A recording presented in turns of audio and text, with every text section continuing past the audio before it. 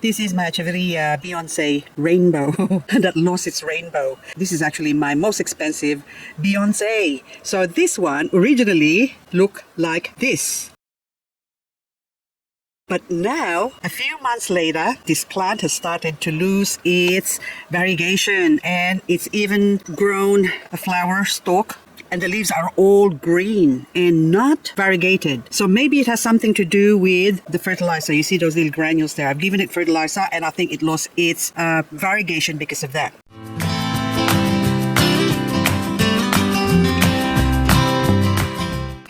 These two here are also Beyonce. That's why it pays to have more than one plant. Now this one, same thing. I gave it fertilizer. You think it will grow? It is growing. It produced some flower stalk and look, it's variegated still. So hopefully if I grow the leaves, it might still be a variegated plant. But if not, then I might have to chop the head off soon of this one. So I'm going to be left with just one healthy plant, hopefully. This one, after cleaning it, nothing seems to be dramatically wrong with that one. But this one now, there's a dark spot in there, maybe from the stalk or maybe a leaf that dried up. But anyway, so this is the thing, don't give it too much fertilizer. So that one's already got fertilizer as well, but that's okay. Some love it and some don't. But as a whole, take it easy on the fertilizer. This is a Echeverria Mont Blanc. I'm getting a close-up of it because I don't want you to see the bumps. The bumps on the edges. So you see this one with a pointy bit and also that one up the top there. See? Look at that. So the plant did not come with a bump. And over time, I think what happened is that a case of edema, when plant absorbs too much moisture and store it in its leaves and it stretches it, and then once the water sort of dries up, it becomes set and becomes permanent. But the new leaves now is growing normal, but the old ones, see, got a 1, 2, 3 inside there, 4, 5, 6, 7 with a bump, and even the ones at the back there. So it's not the old leaves, it's sort of halfway. So it only happened during winter. This has been growing outside and it has experienced too much rain. And that's probably the reason why it started forming bumps. And now that I've let it dry up and we haven't had rain for a while. We had rain yesterday, but that's it. But anyway, this one now has have a chance to sort of let the soil dry up before it starts absorbing more moisture again. This is one of my Graptoveria titubans pot, and I've been inspecting them and they seem to be normal. All of these ones in this pot here and also in this corner are the same. Those titubans there that's sort of more in the shaded and it's pink, even though it's in the shade. I don't see any bumps because it is in a big pot and also a lot of soil. So they can actually control more the intake of water, and the bee is flying around me again. But these titubans here are forming bumps. Where are the bumps? I don't see any bumps. Let's take a closer look. So rosette number 1, see the bump? Rosette number 2, see the bump?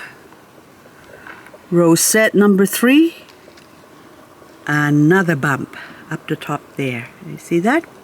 Now this plant, 3 heads, is in this really old pot, plastic pot, and look at the moss growing in there. So this has been dried up, watered, dried up, and therefore the center is forming bumps, and even a few of the leaves that are out here is starting to form bumps. I think over a period of time the plant is saying, okay, it's gonna be thirsty for a while, so we better take up as much water as we can. So they stretch themselves and stretch themselves until they form bumps, and then when it dries up, the bump remains. Graptoveria manda, monstrous. I like it when I discover strange and beautiful plants that mutates like this one. See the pointy leaves? See that one there and that one there? And that one is, I don't know, are you gonna grow bumps? I don't think so, but it's different compared to the mother plant, which is this one. This is my beautiful manda. It's got those pointy leaves as well, so I figure maybe That's where it got the pointy one. But of course, the other one, the newly grown from leaf one, has just got a more distinct point spear. I would really like to do a garden tour, but unfortunately, my garden is a mess at the moment. There's only one beautiful me. And sadly, I have to spend my time on other things. So that's why I can't clean up my garden. But, oh, are you variegating? Are you variegating? Oh, so exciting. I don't know, this is acacia ponds, but it's on the shade and I don't think it's not getting enough sun. So what it's doing is trying to protect itself by making itself more beautiful. Elaine. I think I have another Elaine somewhere, but this one is flowering, and look at the flowers. Now I'm gonna compare this flower to another Pachyvaria Elaine, which is this one, and this one has got a different type of flowers. So this one sort of upright, and then that one is sort of, should I say down right or down wrong? So it's like it's going down. It's down. See, even that one. So that's two of them down. This one is Glutinicaule, which is actually a Pachyphytum. So this one now, I'm just thinking they should call this Pachyphytum instead of Pachyvaria, because the flowers look like a Pachyphytum. But this one now, this Pachyvaria Elaine, which I got. Oops! Don't lose the label.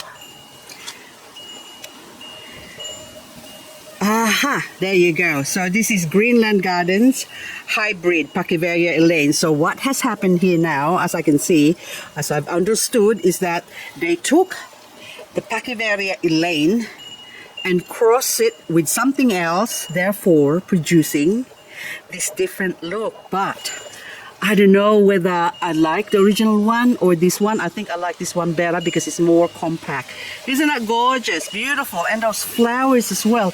And I will have a few seed pods from this one because it has been cross-pollinated by bees or the birds or whatever. But I'm very happy. And at the back of it, it kind of looks like a little bit like another plant. I think something with a milky name. Super milky, I think. Yeah, so but this one is not super milky, but look, but super cutie. Isn't that gorgeous? Look at that. Nice chubby leaves. Cotyledon orbiculata is looking very chubby. So in my garden, all I could do is just walk around and I'm thinking I should do this and I should do that. But then by the time I finish shooting, couple of hours is gone. I have to go inside and attend to hobby, and I wanted to, would have, I wanted to actually pull that grapes over there and also the weeds. You can see the weeds I need to clean up, and if you can hear the wind, I'm not doing this, look, it's just the wind. Oh my goodness, see, look, the birds are happy. Woo! I nearly got poke in the eye.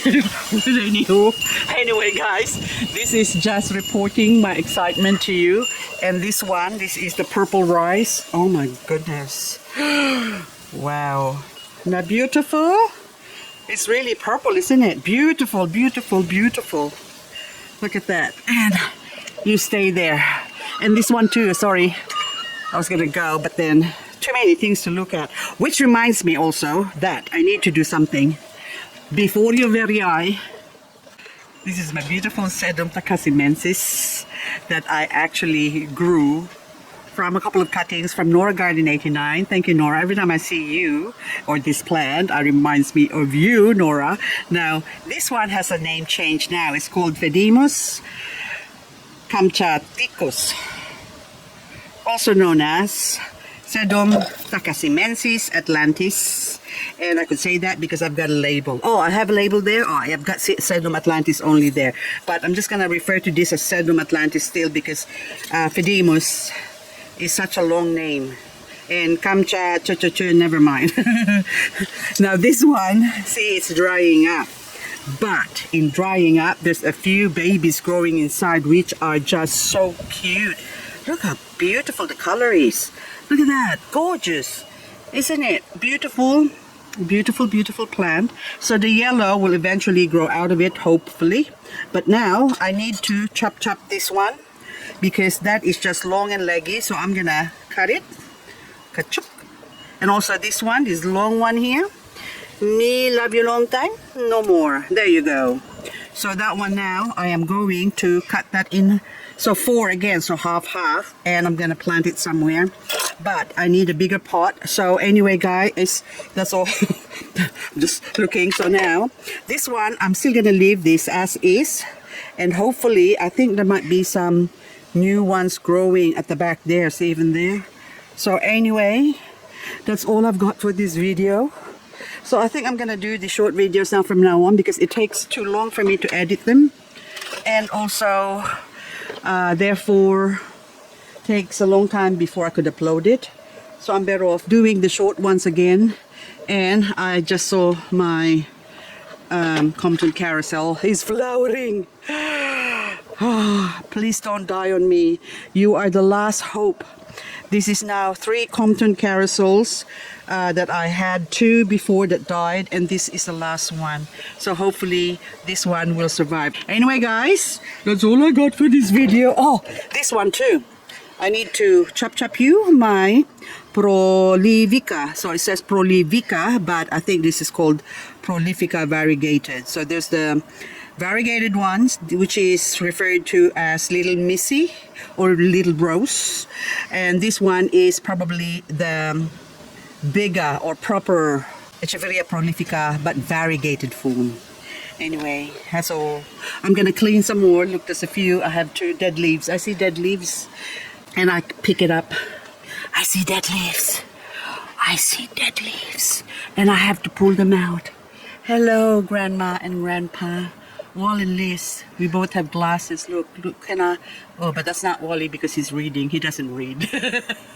I found a spot here in this pot that's been ravaged by frost. Now, I've got them cleaned up as well. So I remove as much leaves as I can, and I'll show you. Look, so we'll stick that one in here.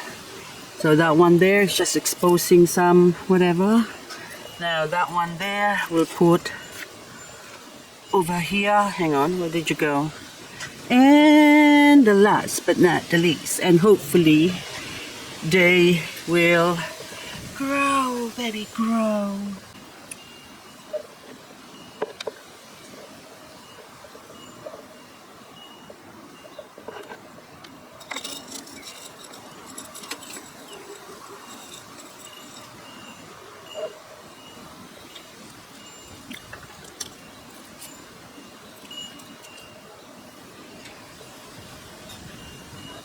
There, that looks better.